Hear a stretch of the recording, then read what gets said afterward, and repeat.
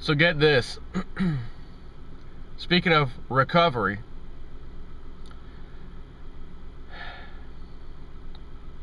58% of the jobs being created since the official ending of the recession in April 2009, it says 58% that are or have been created since then are low-paying jobs, says a new report from the National Employment Law Project.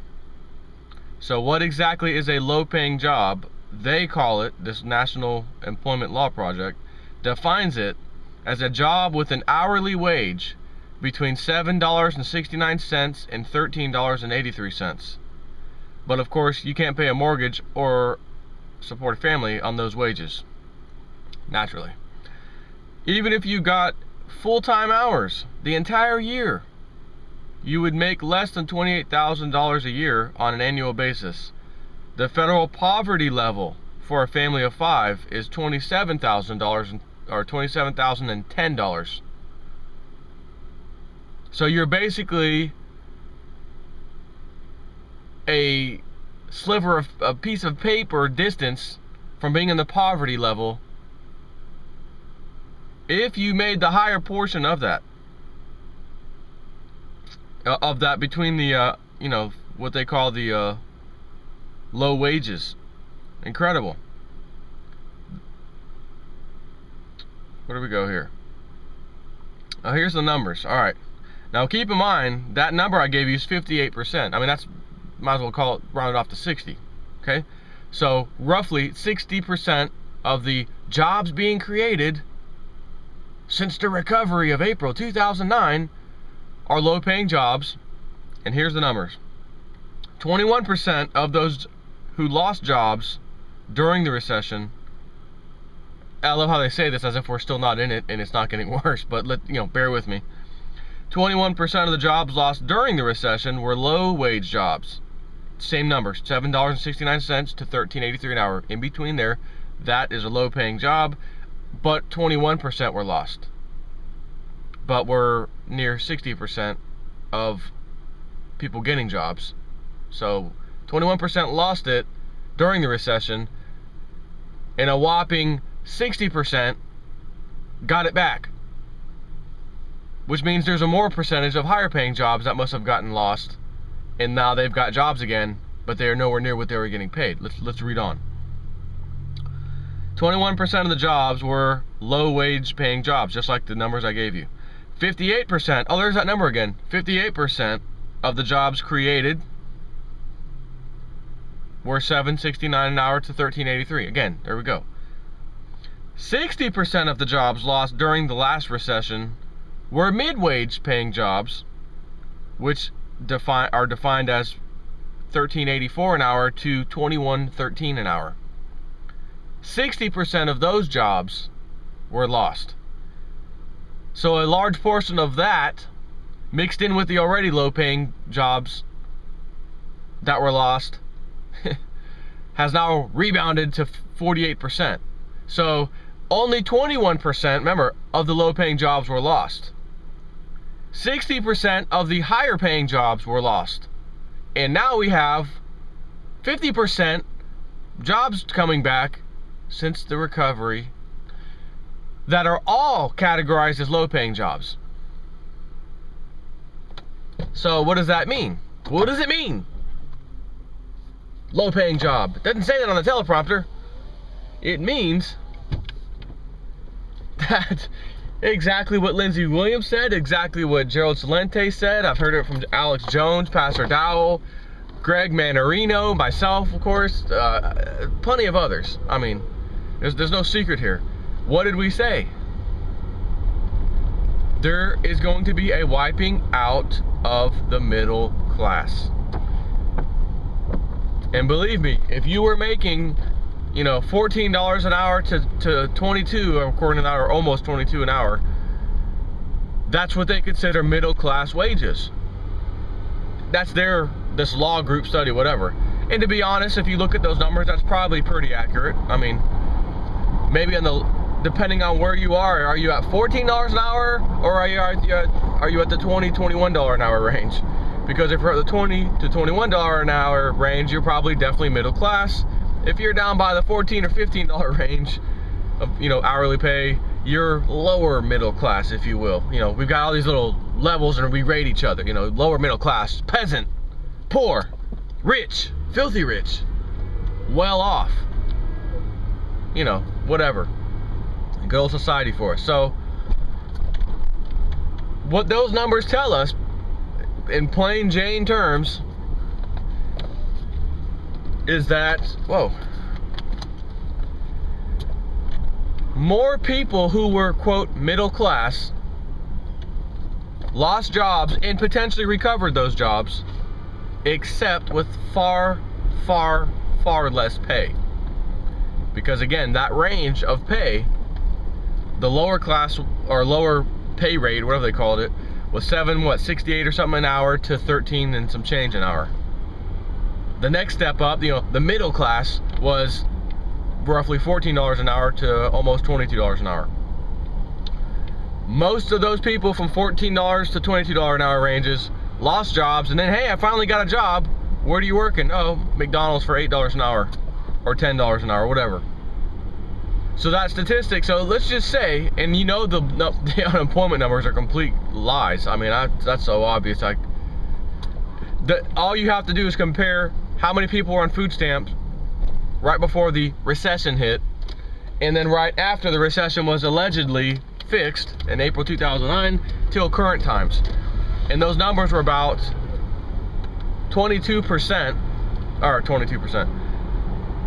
26 million people on food stamps back when everything was okay. And then after the recession, and currently, we just broke a record the other day, by the way, of 47 point something million people now on the food stamp program. So if that's the case, you can't possibly have these low, ridiculous numbers that haven't really moved since the recession started, during the recession, and at the alleged end of the recession, which we've been in recovery mode for how long now? I mean, April 2009, hell, we're, several more months, we'll be in April of 2013. That's 4 years later. Hey, how could that be? The last 4 years of the recovery, we've had in the mid 40 million range of people on food stamps, and very recently we broke that record completely from the entire time to now 47 million. So that's the only number you need to know to let you know that there's no way in hell that unemployment can still, yeah, we did go to 9% one time. We were right around 9% unemployment, then it backed down. Now we're at 8.3, even though they said it was 8.1, 8.2. Now it's back up to 8.3. Not that that even matters, because again, you're telling me, let's just be fair. Let's say unemployment's not 8.3, it's 8.0. It's 8% unemployment. Hey, great, good job, man. We knocked it down 0.3%. And the high was 9%. Okay, let's just go there. That's a full whopping 1%. Is that really a huge amount of people unemployed? 1% different? No. I mean, considering the size of the population and everything? No. And if I told you all that happened during one of the biggest recessions, the biggest bailouts, we took our debt from $9 trillion, took it to $16 trillion in a matter of 4 years, and somehow we were able to keep unemployment 1% within these numbers. And then I showed you the unemployment or the food stamp statistics that said, well, we doubled food stamp usage, people who are eligible. Doubled it. Doubled that. Only 1% difference in unemployment, according to their numbers. And we've almost doubled the debt. National debt in a matter of 4 years, which is unheard of. Took us 200-something years to get to $1 trillion, and only 40 years, roughly, to get us to 16 trillion. And only 4 years to go from 9 trillion to 16 trillion. Yeah, listen, anybody believes those numbers, you're a freaking buffoon. You're a moron. Well, that's what the numbers say. The government won't lie to us. There's no way. No, government won't lie. They don't do that. No, Now, they always have your best interest in mind, of course. They always do, yeah. So, these numbers show what? Exactly what we've all been saying. The middle class is being systematically wiped out.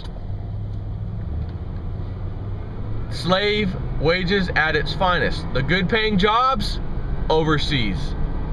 Because the good paying jobs appear to be good paying to the people overseas who are making $2 and $3 an hour overseas.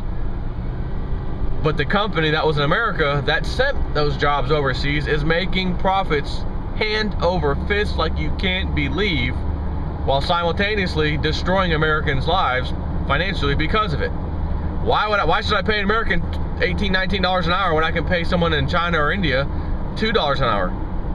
Why? It's a business decision. It's a simple business decision. Yeah, it is. You're right. It is a simple business decision, and it's going to destroy this country. And all these companies will go by the wayside sooner or later.